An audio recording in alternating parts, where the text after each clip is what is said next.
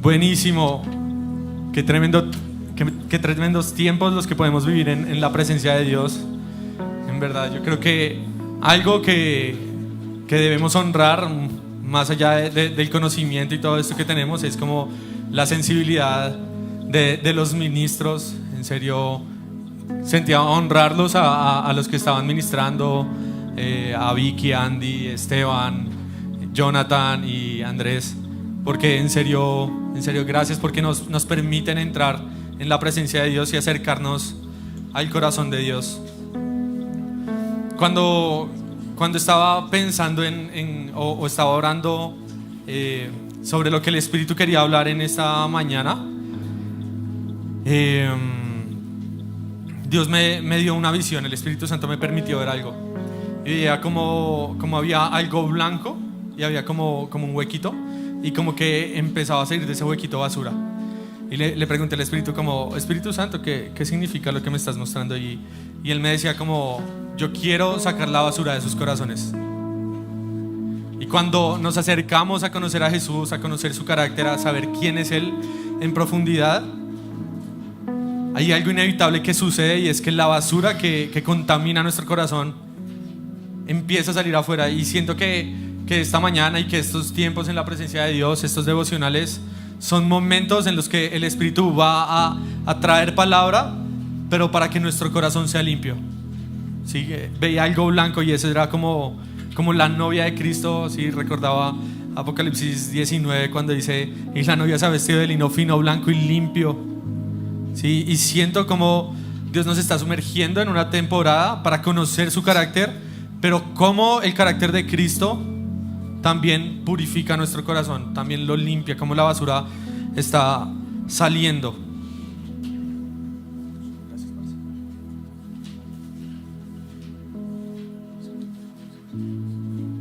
Buenísimo, deme un segundito.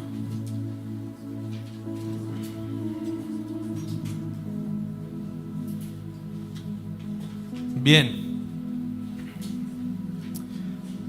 Hace un tiempo me metí en una conversación con Dios bastante interesante, una conversación que ha sido bastante profunda, y una conversación la cual considero no solamente va a ser para una temporada nada más o para un año, sino que siento que es una conversación que va a ser permanente, y quiero hablarte en los próximos minutos un poco con respecto a eso.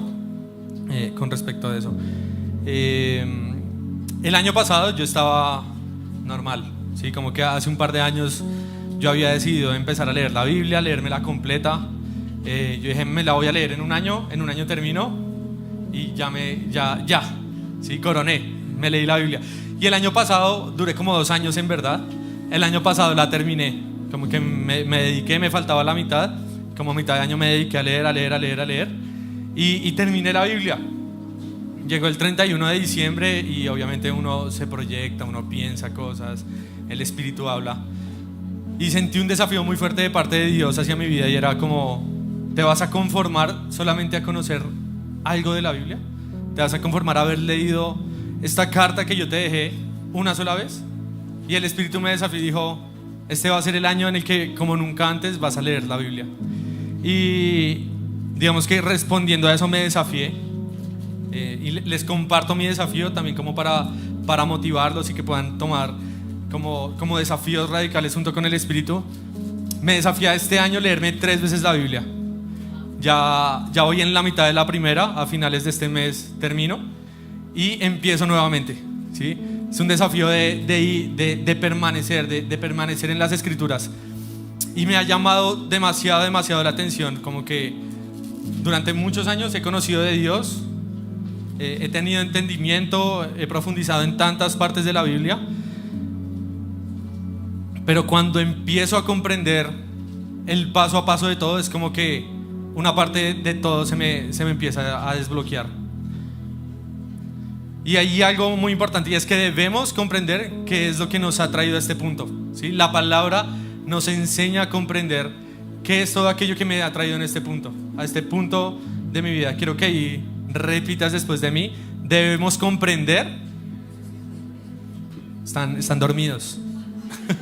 Vamos, más duro, como si acabáramos de salir de un celada. A ver, debemos comprender eso.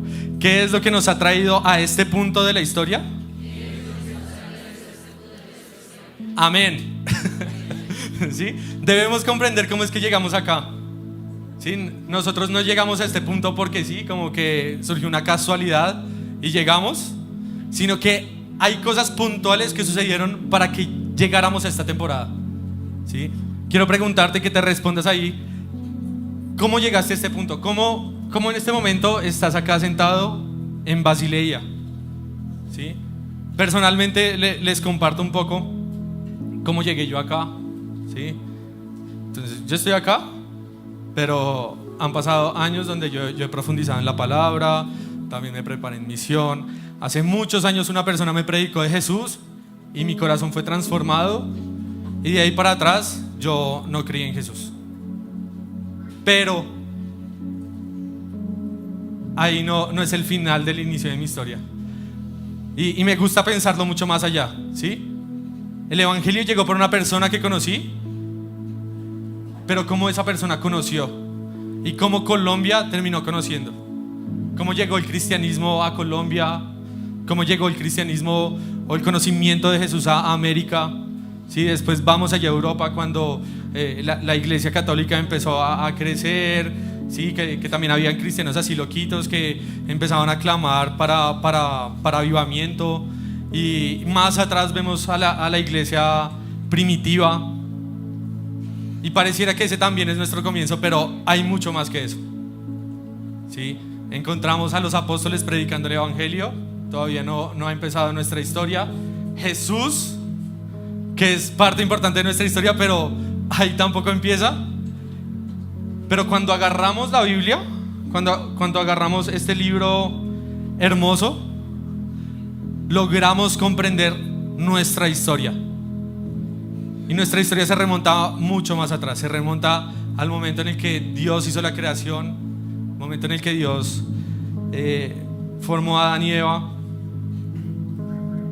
Pero la pregunta es esta: ¿qué fue todo lo que tuvo que pasar para que tuviéramos el privilegio de conocer a Jesús, de acercarnos a Él? Hay un versículo que me encanta. Probablemente todos los versículos que les mencioné les voy a decir que me encanta, porque es así. Pero es que es muy bueno. Proverbios 29:18. Se lo voy a leer en una versión que se llama la versión textual. Dice: donde no hay visión profética, el pueblo se desenfrena, pero cuán bienaventurado es el que guarda la ley. Este pasaje me encanta. En Basilea, digamos que muchos de acá ya los que llevamos, no me acuerdo cuándo vimos ministerio profético. El semestre pasado, ¿no? Hace un año. Bueno, ya pronto vamos a volver a ver ministerio profético para los que no han estudiado ministerio profético y van a crecer en esto. Pero dice, donde no hay visión profética, y lo profético tiene muchas cosas que podemos ver, ¿sí? Sabemos que lo profético se trata también de revelar a Jesús, ¿sí? Que es lo que nos dice Apocalipsis 19. Nos encontramos que lo profético tiene que ver con consolar, exhortar y edificar, como lo vemos en Corintios 12 y 13, ¿sí? También sabemos que sirve para dar dirección, para conocer cosas específicas. Pero cuando hablamos de visión profética nos referimos a algo mucho mayor que eso. No nos estamos refiriendo al simple acto de profetizar o hacer algo así, sino me gusta verlo más como un entendimiento en los tiempos. ¿Sí? Una visión profética es entender los tiempos en una historia profética. ¿Sí? Hoy yo estoy acá, pero mi historia profética junto con Cristo empezó en todo lo que encontramos en nuestra palabra, en todo lo que encontramos en nuestra Biblia. Es parte de nosotros, es parte de nuestra historia. Me gusta porque después dice, donde no hay visión profética, el pueblo se desenfrena. Es como que nos está diciendo, se los voy a decir como lo puedo ver, es donde no entendemos los tiempos, cuando no hay entendimiento en los tiempos, hay desenfreno, ¿sí? Hay descontrol, hay desorden, no hay sobriedad, como que estamos adormecidos. Pero cuando entendemos nuestra historia profética, vivimos de una manera sobria, prudente, vivimos en orden, permanecemos despiertos. Me encanta lo que va después, se los dije, me va a encantar todo. Pero donde no hay visión profética, hay desenfreno. Pero cuán bienaventurado es el que guarda la ley. O sea, es como que nos está dando la respuesta, ¿sí? Si no quieres vivir de forma desenfrenada y no tienes visión profética, guarda la ley, guarda las palabras de Dios. Y quiero como extenderles como esto que he podido conocer en este tiempo, la importancia de conocer la palabra de Dios en profundidad, no quedarnos con lo superficial, sino ir mucho más allá.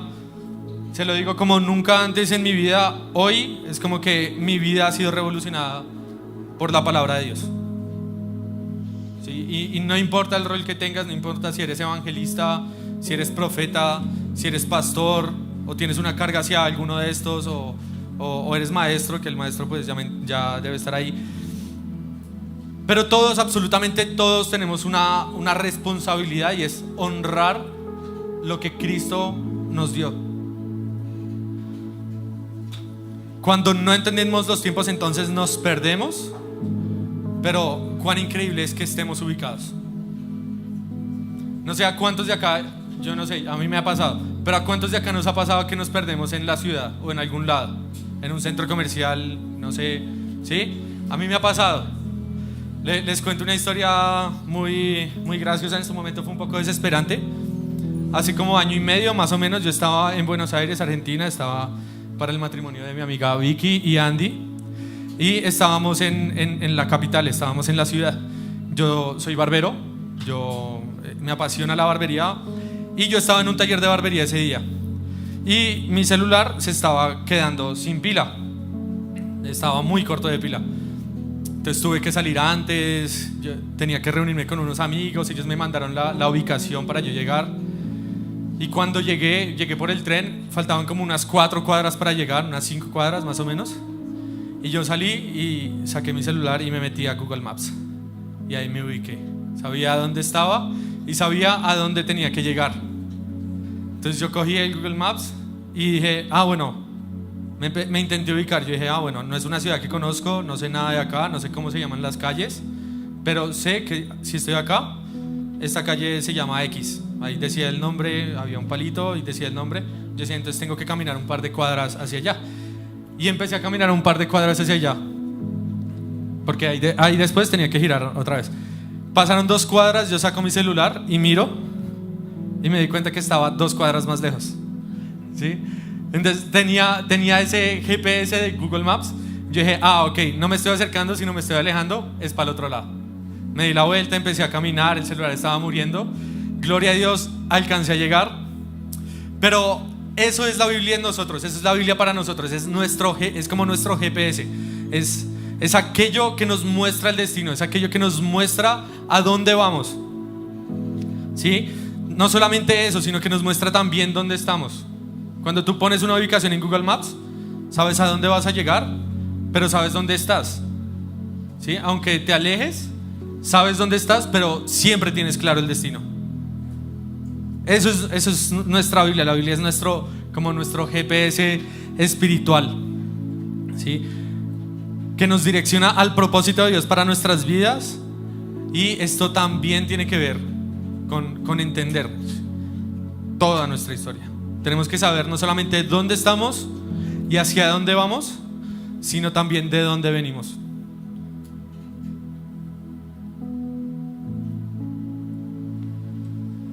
De dónde venimos, ¿sí? En los próximos minutos quiero compartirte un súper resumen de nuestra historia profética, ¿sí? Como para que la tengamos presente.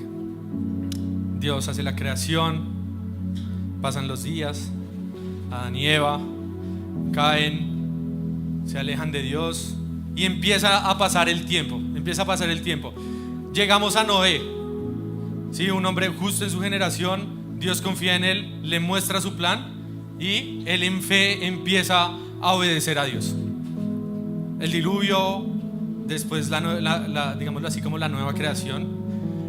Y empiezan a pasar los tiempos, la gente se desvía de Dios, empiezan a creer en otros dioses, empiezan a hacerse imágenes. Pero Dios, generación tras generación, ha mantenido fiel a algún remanente. Siempre hay personas que se han mantenido fieles a Él. Y en un momento histórico, Dios mira a la tierra y se encuentra con Abraham.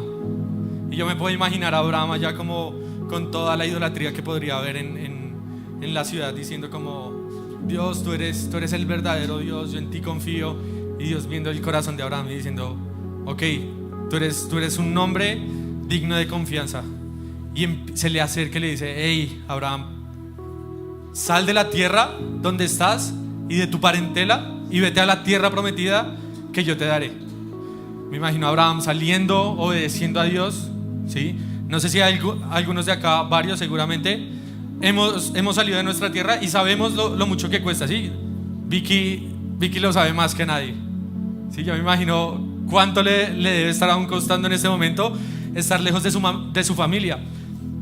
Pero Abraham tomó esa misma decisión, salió de su tierra y se fue a la tierra que Dios le había prometido. Y empezó a caminar y llegó a la tierra de Canaán, la tierra prometida, y era una tierra hermosa, pero no era todavía el tiempo de su herencia.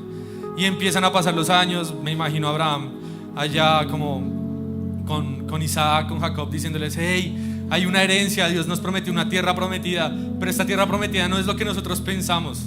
No es este pedazo de tierra, no es la ciudad, no es un reino, hay algo más. Dios nos prometió una patria celestial. Y pasan los años, Jacob se hace grande, se hace viejo, hay una crisis y tiene que irse con sus hijos a Egipto. En Egipto pasan los años y después de muchas generaciones nos encontramos a Moisés, ¿sí? Me encanta mucho Hebreos como define a Moisés, como que nunca, cuando uno lee la historia es como que omitimos eso. Bueno, yo nunca lo veo así, pero dice en Hebreos 11: por fe Moisés, después de nacer, fue escondido 3 meses por sus padres porque lo vieron un niño hermoso y no temieron el decreto del rey. Por fe Moisés, ya grande, rehusó ser llamado hijo del faraón, escogiendo antes padecer aflicción con el pueblo de Dios que tener el gozo temporal del pecado, considerando mayor riqueza el vituperio de Cristo que los tesoros de Egipto, porque tenía la mirada puesta en el galardón. Por fe dejó Egipto, no temiendo la ira del rey, y se sostuvo como viendo al invisible. Esto a mí me deja loco. O sea, Abraham vio a Jesús, lo vio Jesús. Abraham vio a Jesús y eso lo movió. Sí, eso me imagino a Moisés ahí como con todos los placeres de ser rey, no sé, comida, comodidades, lujos, y él como: me va a mantener con la mirada fija en mi Dios. Y se mantuvo fiel a Dios. Y es como que Dios adelantó los tiempos espirituales en él, se le reveló y él pudo ver el sacrificio de Cristo. Y él como respuesta dijo: yo no me puedo conformar con un reino, con una comodidad. Yo voy a vivir los propósitos de Dios. Y conocemos la historia, se levanta Moisés, como que el propósito era sacar a Israel de Egipto. Me venía esta pregunta, como ¿cuál era el propósito de que Israel saliera de Egipto? Y algo que podía haber era, el propósito era adorar, ¿sí? Dios dice, Moisés le decía al faraón: hey, déjanos salir con nuestro pueblo para ir a adorar. Dios quiere que le adoremos, ¿sí? A veces pensamos que puede ser como que Dios los quería sacar de Egipto para que no se contaminaran o para que fueran a la tierra prometida, pero me llama tanto la atención que los estaba sacando para que adoraran. Y ese era el propósito. Dios sacó a Israel de Egipto para que Egipto adorara a Dios. Y después vemos un poquito más allá adelante la historia. Josué entra en la tierra prometida, empieza a conquistarla, se muere José y el pueblo, ¿qué sucede con el pueblo? El pueblo se aleja de Dios. Y empiezan a levantarse jueces que dicen: no, Dios, no puedes seguir las cosas así. El pueblo está idolatrándote, el pueblo no te está adorando. El pueblo no decidió obedecerte, no obedeció el mandato de adorarte. Y se levantan los jueces, y se levantan, el pueblo vuelve a Dios, se mueren y el pueblo vuelve para atrás. Y después los reyes, la misma historia. Se divide el reino y hay algunos reyes que hacen lo bueno delante de Dios.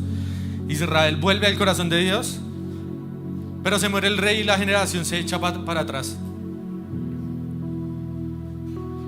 Déjame decirte algo, y es: hay una lucha por nuestra adoración. Me encanta la palabra, dice: Dios está buscando verdaderos adoradores que adoren al Padre en espíritu y en verdad. ¿Sí? ¿Cuántos acá somos adoradores? No porque cantemos bonito o toquemos una guitarra, sino porque vivimos vidas en adoración. ¿Sí? Dios nos está buscando, Dios te está buscando. Dios está buscando tu corazón. Dios quiere ver y encontrar en ti alguien que adora. Pero hay una lucha por tu adoración. Israel cayó al desobedecer el mandato de adorar. Hay una lucha por nuestra adoración, pero más allá de todo hay una lucha por nuestra obediencia. Y si pueden ahí poner el título. Hoy no me inspiré mucho en el título, pero es un buen título: Aprendiendo obediencia. ¿Sí? Hoy vamos a tratar un poco con respecto a la obediencia. Hemos venido hablando mucho del carácter del reino, hablamos del temor de Dios y tantas cosas. Y Dios me decía, parte del carácter de Cristo es la obediencia. Cuando vemos a Jesús, encontramos a un Jesús completamente obediente. Quiero comentarte algunos versículos, un par de versículos que tengo ahí que nos hablan mucho de la obediencia. En este diálogo que entré con Dios de conocer su palabra, hace 8 días estaba leyendo Jeremías y me impresionó porque habla demasiado de la obediencia y se me hizo re curioso. Porque por un lado estaba leyendo Jeremías y por otro lado estaba estudiando Hebreos. Y es como que leía Jeremías y Dios me decía: obediencia, obediencia, obediencia. Y leía Hebreos y Dios me decía: obediencia, obediencia. ¿Sí? Y quiero hablarte un poco de algunos versículos que pude encontrar ahí. También quiero bajarte algunos principios. Oro para que puedas recibirlos, para que puedas abrazarlos. ¿Cuántos acá queremos ser más humildes? ¿Sí? Vamos a ser más humildes. Jeremías 11 del 3 al 5 y el 7. Probablemente no lo lea todo porque es mucho y me salté algunas partes. Dice, si quieren ponerlo o no, si quieren buscarlo en sus Biblias. De todas maneras, anoten el pasaje y después lo profundizan. Lo profundizan en sus tiempos. Eso nos sirve a todos. Jeremías 11 del 3 al 5 y el 7. Lo voy a leer en NBI. Diles que así ha dicho el Señor, Dios de Israel. Acá Jeremías está profetizando antes de que Israel fuera cautivo por Babilonia. Dios le empieza a revelar a Israel lo que iba a acontecer por la cautividad que venía por Babilonia a causa de su desobediencia. Y vamos a ver por qué. ¿Sí? Acá lo vamos a ver. Dice: maldito aquel que no obedezca por los términos de este pacto que yo mismo ordené a los antepasados de ustedes el día que los hice salir de Egipto. ¿Sí? Jeremías tenía clarísimo su historia profética y Dios se la estaba recordando de ese horno donde se funde el hierro. Y les dije: obedézcanme y cumplan con todos mis mandamientos. Entonces ustedes serán mi pueblo y yo seré su Dios. Así cumpliré el juramento. Vamos al 7. Dice: desde el día que les hice salir a sus antepasados de la tierra de Egipto hasta el día de hoy. O sea, está diciendo desde que Israel salió de Egipto hasta este momento. No sé cuántas generaciones habrán pasado, pero no sé, el profe sabe, ¿no? Desde que Israel salió de Egipto hasta Jeremías, ¿cuántos años pasaron, sabes? 1200, más o menos, imagínense. Ahora sí me dio calor, perdónenme que Yo les dije que estaba terrible, lo siento. Entonces 1200 años pasaron y Jeremías llega a profetizar y les dice: desde el día en que hice salir a sus antepasados de la tierra de Egipto hasta el día de hoy, una y otra vez he advertido: obedézcanme, pero no obedecieron ni prestaron atención.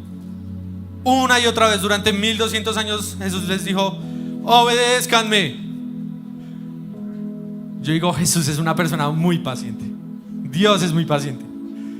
Sí, yo a veces, no sé, tengo como que trabajo, sirvo mucho en el tema de casa de oración y corrijo mucho las guías y les enseño a las personas que están creciendo en la dinámica de hacer guías de oración, y es como que una y otra vez hay que estar recordando, y a veces es como que a mí se me colma a veces un poquito la paciencia, ¿sí? No me imagino 1200 años haciendo lo mismo. Seguramente 1200 años me hacen crecer en paciencia, seguro. Pero Jesús le dice: hey, una y otra vez durante 1200 años les he dicho: obedézcanme, pero ustedes no me han obedecido, ni prestaron atención, sino que siguieron la terquedad de su malvado corazón. Por eso hice caer sobre ellos todas las maldiciones. Vamos a otro versículo que no se los dije. Jeremías 13, del 8 al 10. Jeremías 13, del 8 al 10. Dice: así dice el Señor: de esta misma manera destruiré el orgullo de Judá, el gran orgullo de Jerusalén. Este pueblo malvado que se niega a obedecerme, que sigue la terquedad de su corazón y va tras otros dioses para servirlos y adorarlos, será como este cinturón que no sirve para nada. Es duro lo que les está diciendo. Les está diciendo que son un pueblo terco, un pueblo con un corazón duro, un pueblo que se niega a obedecer a Dios. Y leyendo estos versículos saqué varias cosas que quiero mencionarlas, para que las podamos tener ahí como presentes. La desobediencia trae consecuencias, ¿sí? Todo lo malo que nosotros hacemos generalmente trae consecuencias. Dios es bueno, misericordioso, grande para el amor, y grande es misericordia y en amor, pero eso no exime esto, ¿sí? Hay consecuencias.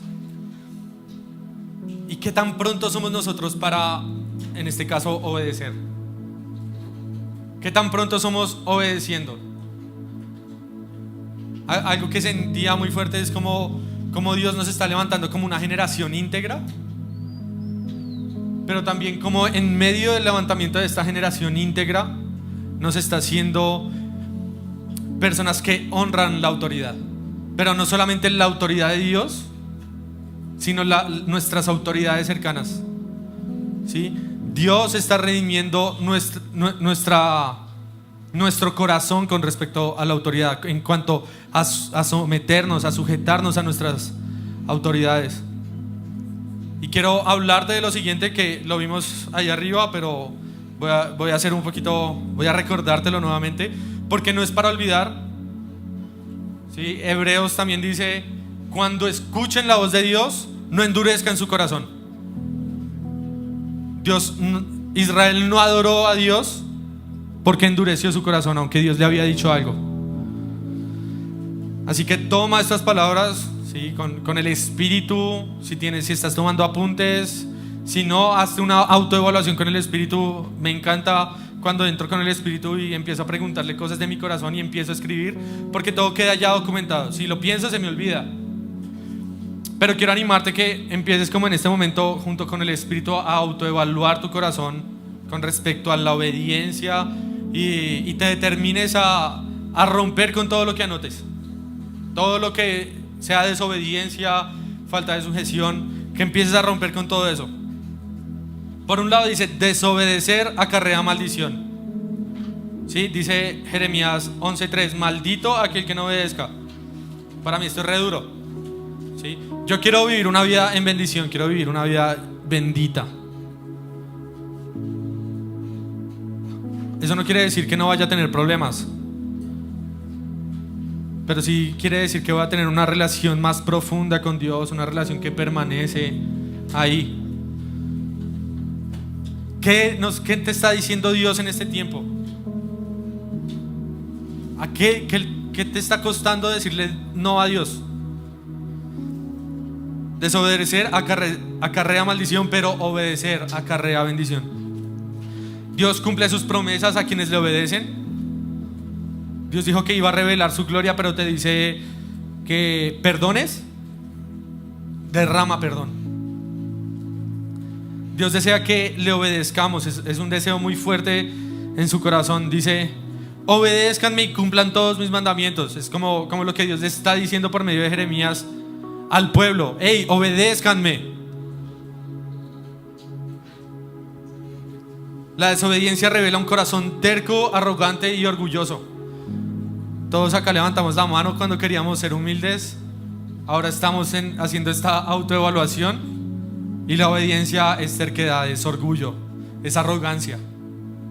¿Sí? Si podemos evaluar nuestra vida y decir: uy, le desobedecí a Dios, no le di los 50,000 pesos a esta persona que me había dicho que le diera. O iba en Transmilenio y Dios me dijo que le predicara a esta persona y no lo hice. O que orara por este enfermo y no lo hice. Esas cosas nos revelan un corazón terco, un corazón arrogante, un corazón orgulloso. Pero me encanta porque Dios quiere destruir todo orgullo y toda maldad de nuestro corazón. ¿Sí? Nosotros estamos en un proceso, pero Dios también está comprometido con nuestro proceso. Y Dios quiere destruir. Si nos está revelando en este momento y si nos podemos sentir mal, quiero darte como una palabra de ánimo, y es: Dios te revela la maldad de tu corazón porque quiere trabajarla, porque quiere extirparla de tu vida.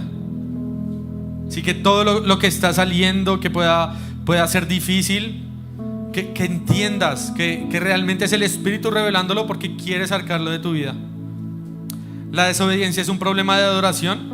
Obedecemos a lo que servimos y adoramos. ¿Qué estás obedeciendo? ¿Estás obedeciendo tal vez a tus finanzas?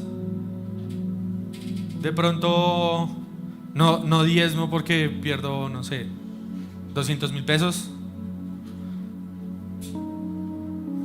O no le doy a fulanito porque me quedo sin dinero, porque no puedo comerme una hamburguesa. Lo obedecemos a nuestros cuerpos, o a nuestras relaciones, o a las posiciones. ¿A qué estamos obedeciendo? ¿Qué estamos adorando? Y por último, me encanta esta que dice: la obediencia nos revela como pueblo de Dios.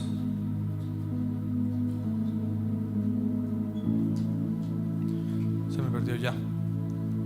Jeremías 11:4 dice: les dije, obedézcanme y cumplan todos mis mandamientos, entonces ustedes serán mi pueblo y yo seré su Dios. Una característica que revela que somos parte del cuerpo de Dios, que somos parte de su pueblo, es que le obedecemos. Y Jesús es nuestro ejemplo supremo de obediencia. La obediencia nos demuestra que somos pueblo de Dios. Vamos a Hebreos 5:8-9. Tenemos ahí el versículo, lo van a mandar en la placa. Tremendos diseños, a mí me gustaron un montón. Muchas gracias, Pau. Te bendigo, muchas gracias por esa creatividad que manifiestas. Hebreos 5:8-9 dice: aunque era hijo, hablando de Jesús, aunque era hijo, por lo que padeció, aprendió obediencia, y habiendo sido perfeccionado, vino a ser autor de eterna salvación para todos los que obedecen.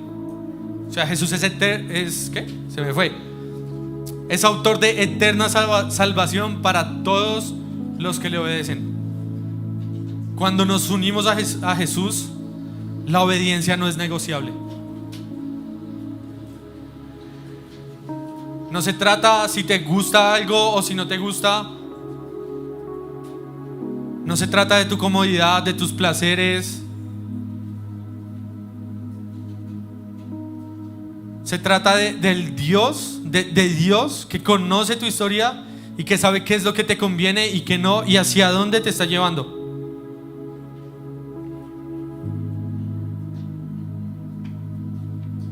Y estos versículos me permitían sacar como como tres principios que siento que son relevantes para este tiempo, para cada uno de nosotros. Siento que son tres cosas que el Espíritu nos quiere fortalecer y quiere que experimentemos en una mayor medida, y aunque ya los vivamos, es como una exhortación a no abandonarlos. El punto número 1 que tengo es corazones quebrantados. Dios ama el corazón quebrantado. Un corazón contrito y humillado es un corazón que Dios no va a despreciar.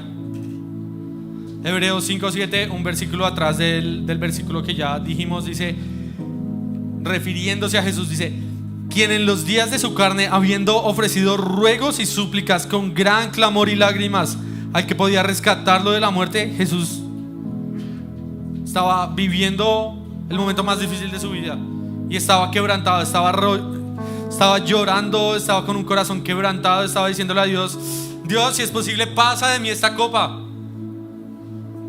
Dice: con ruegos, súplicas, gran clamor y lágrimas al que podía rescatarlo de la muerte, fue oído a causa de su reverencia.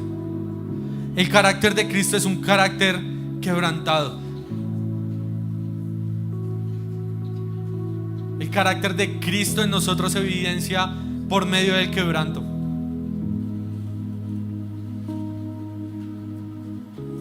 Me llama la atención que lo contrario de algo quebrantado es algo duro. ¿Sí? Es como, o tenemos un corazón quebrantado o tenemos un corazón duro. Me recordé recién como cuando yo empecé con mi historia como mucho más fiel a Dios. Duré muchos años como siendo muy tibio, y hubo un momento donde no sentía la presencia de Dios, mi corazón estaba duro, y en ese momento yo no sabía nada del Espíritu Santo, no sabía, muy poco de Dios sabía. Y el Espíritu trae a mi mente un versículo, Ezequiel 36, dice: yo os daré un corazón nuevo, cambiaré el corazón de piedra que tienen por un corazón de carne. Y me acuerdo que tiempo después cerraba mis ojos y veía como mi corazón, como la mitad de piedra, y después la otra mitad era como que ya él había empezado a romperse, ¿sí? Pero Dios ama un corazón quebrantado. Dios está dispuesto a transformar corazones de piedra en corazones de carne. El quebranto enternece el corazón, enternece nuestra alma en consuelo.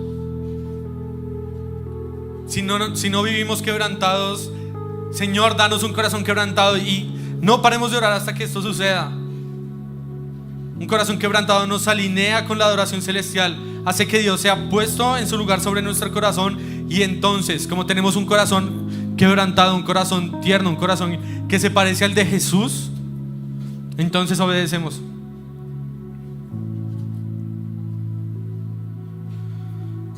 Uno de mis pasajes favoritos de la Biblia, o uno de mis libros favoritos de la Biblia, es Joel, y me encanta Joel 2. El 12 dice: pero ahora, dice Jehová, sed vueltos a mí de todo corazón, con ayuno, llanto y lamento. Estas son profecías de los últimos tiempos que debemos abrazar, profecías que se cumplen en la generación previa al regreso de Cristo. Esto se va a cumplir en mi generación, yo lo creo. Dice: pero ahora, dice Jehová, sean vueltos a mí de todo corazón, con ayuno, llanto y lamento. Rasguen vuestros corazones y no vuestros vestidos. Sean vueltos a Jehová vuestro Dios, que es clemente y compasivo, lento para la ira y grande en misericordia, y se conduele en la desgracia. Y siento que de acá Dios va a levantar muchos así. Dios va a levantar muchas personas de quebranto. Dios va a levantar en medio de nosotros personas que se vuelven a Dios con todo su corazón. Dani, ¿sí? Sentía esto específicamente sobre ti. Siento como Dios te va a llevar a vivir una vida de quebranto. Veía como estas palabras de Joel 2:12 se cumplían en tu vida, y como el quebranto va a ser algo tan profundo y como un arma fuerte en Dios para esta temporada. Y te veía como siendo una persona muy radical para este tiempo, ¿sí? De pronto en tu iglesia o en las personas que te rodean, siento como vas a marcar un prototipo de radicalidad que eso va a empezar a generar una revolución. Pero siento sobre todo un llamado a buscar a Dios de una manera radical. No sé si ayunas, no sé si no ayunas, o si tienes muchos tiempos de intimidad, pero siento muy fuerte como hay un llamado a permanecer en la intimidad. Eso quebranta tu corazón, pero también un llamado a crecer en ayuno. Y podía sentir como eso va a empezar a liberar como las personas que hay de tu alrededor. Y esta palabra no es solamente para Dani, es una palabra que cae para todos nosotros, que probablemente conozcamos personas que no están del todo cerca a Dios. Dios quiere levantarnos como avivadores para este tiempo.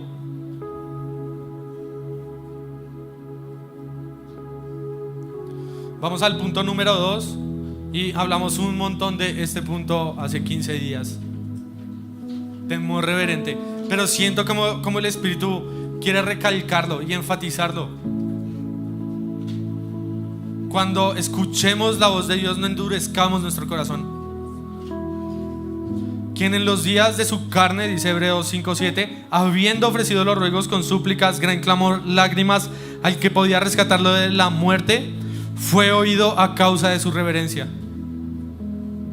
Primero, todo tiene que ver con todo: el quebranto, el sacrificio y el temor de Dios.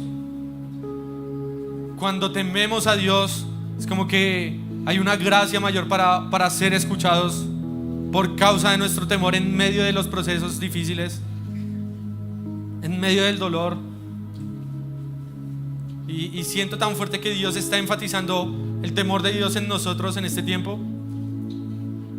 Dios quiere vernos completamente temerosos de Él, que si Él dice no, va a ser no, y no importa si nos gusta o si no nos gusta.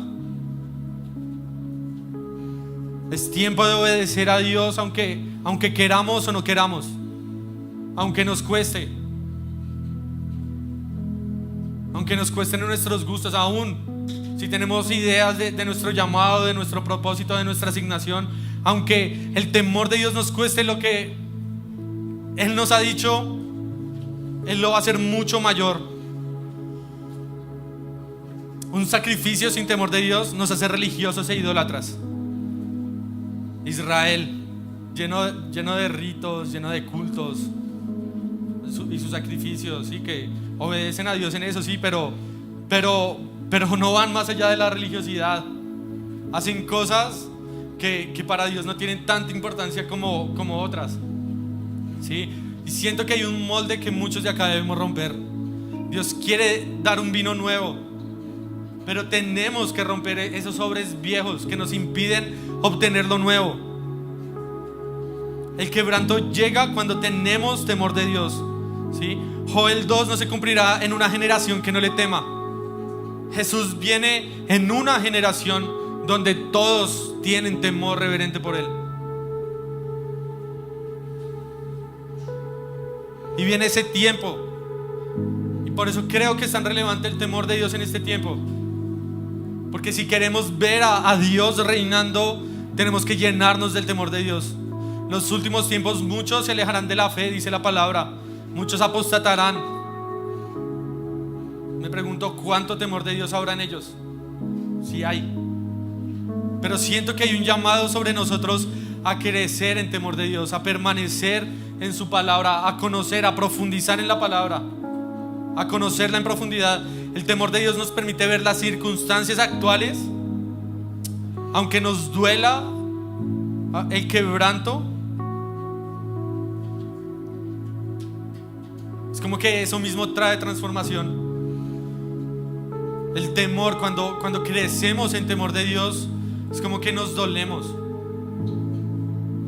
A veces nos preguntamos, ¿por qué fulanito llora cuando clama por Jesús?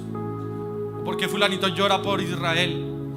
¿O por qué fulanito llora por los perdidos? La realidad es que detrás de eso hay un corazón que teme a Dios, que como teme a Dios, ama lo que Él ama. Como teme a Dios, sigue a Jesús a donde quiera que vaya, y se duele con lo que Dios se duele. El temor de Dios nos hace obedientes porque no deseamos nada fuera de Dios en la tierra ni siquiera a nuestra comodidad. ¿Cuán cómodos podemos estar? Muchas veces en lo largo de mi vida me he visto en esta situación en el que de pronto hubo una temporada de mi vida donde yo le daba a Dios todo. Era como que parecía, no sé, una piel de oveja colgada en algún lugar. Era un sacrificio completo, le daba todo lo que me pedía. Y después llegó un tiempo donde me empezó a costar tanto dar. Me empezó tanto empezar a darle a Dios. Pero cuando volví a sacrificar aquellas cosas que para mí son comodidad y son gustos, es como que el amor volvió a arder. Si cuando no hay temor de Dios, nos acostumbramos a la presencia de Dios. Cuando no hay amor de Dios, no tenemos pasión. Pero cuando hay el temor de Dios en nuestra vida, es como que no nos satisfacemos fácilmente. Y si porfa el equipo me puede ir acompañando ya para terminar.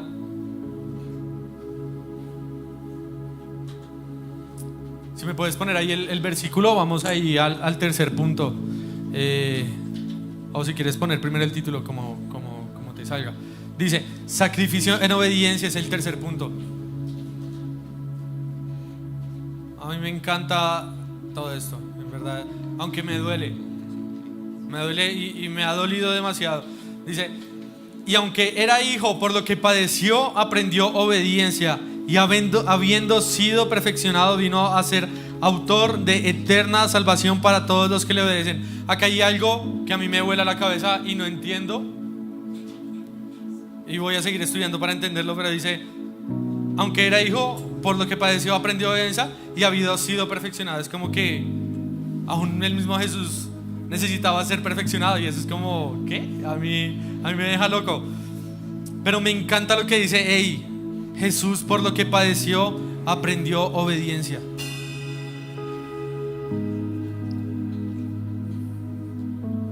De pronto tenemos muchas cosas por las cuales padecemos. De pronto Dios nos está llevando a morir a relaciones, a morir a nuestro llamado, a nuestro propósito, tal vez a nuestra asignación, a roles. Tal vez muchos acá cantan o tocan una guitarra y Dios les está diciendo, hey, es tiempo de que profundices en otra cosa. De pronto has ministrado suficiente, pero es tiempo de algo nuevo.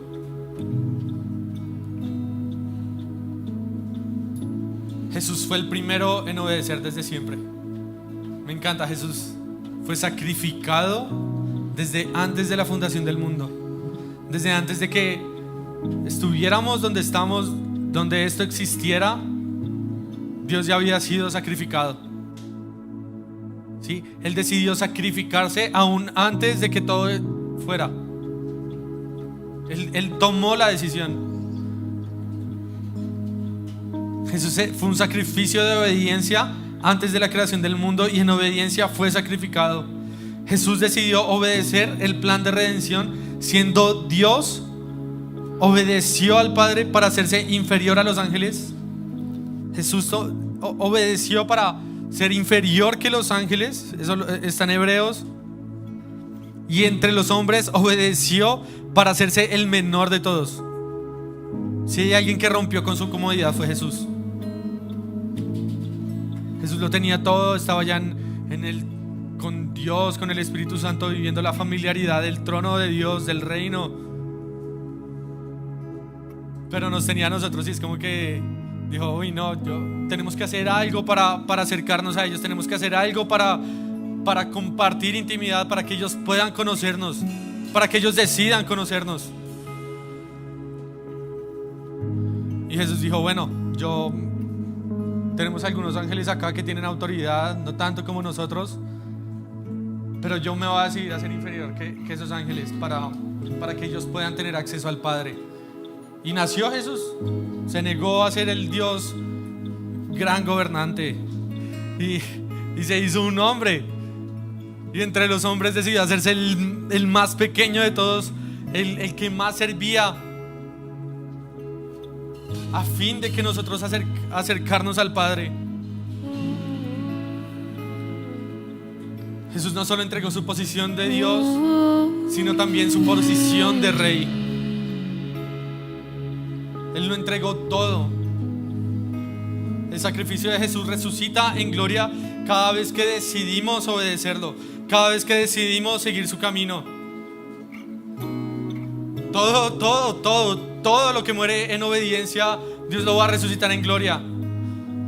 Si de pronto Dios está hablando acá sobre algunos de dejar relaciones, de pronto es algo que te va a costar, pero Dios va a redimir eso.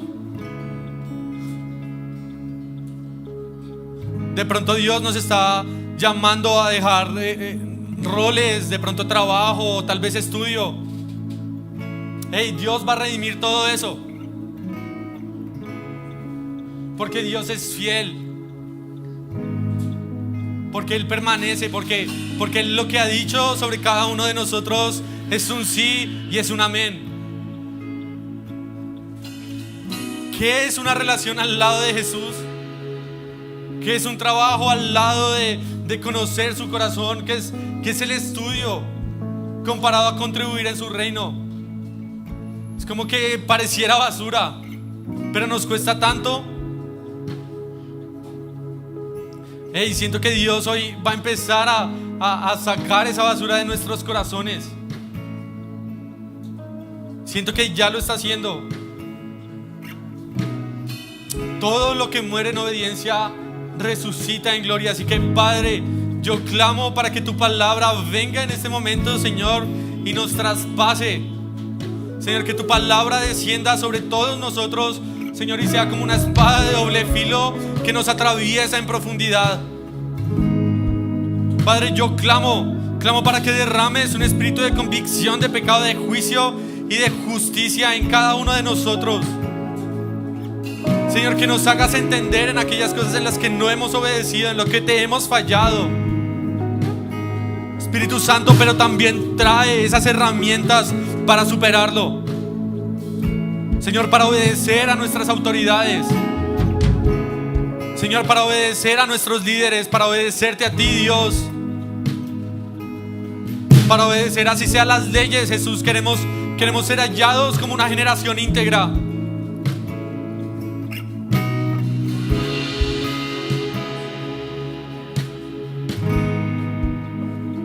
Espíritu, yo clamo para que en este momento empieces a traer la revelación de nuestra historia. Señor, para este tiempo nacimos, para este tiempo estamos aquí. Señor, y no vamos a descansar hasta cumplir el propósito de Dios en nuestra generación.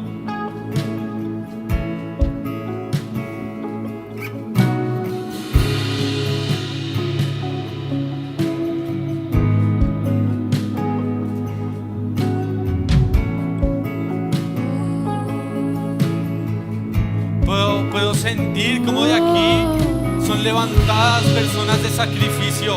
Puedo sentir como Dios está levantando personas que viven, que experimentan el quebranto como un placer. Siento como Dios va a levantar aquí personas que no solamente se van a conformar con entregar sus vidas, sus trabajos, sus familias, sino que van a entregarlo absolutamente todo. Que van a ser levantadas para hacer un sacrificio grato al Padre.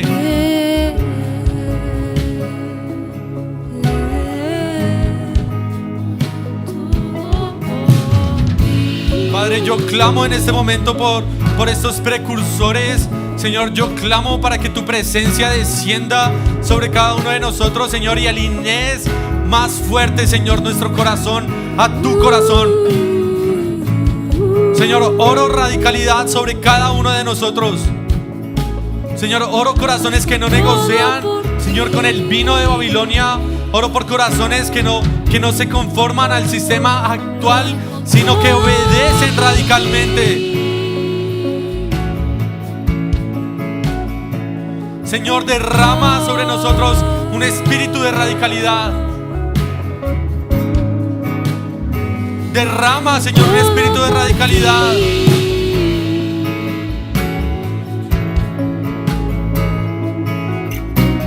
En el nombre de Jesús, Señor, yo clamo para que levante, Señor, en medio de nosotros a aquellos obedientes, Señor, que seguirán al Cordero hasta el final, que seguirán al Cordero hasta lo último de la tierra.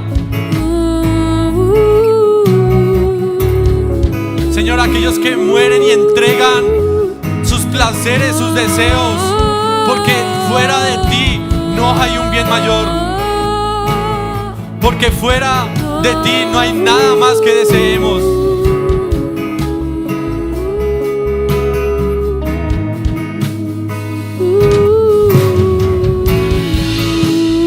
Señor, levántanos como personas que no negociamos. Señor, como personas que te damos y te ofrendamos nuestro sí en todo momento, en todo tiempo. Señor, levanta esos radicales que no se conforman a este siglo. En el nombre de Jesús.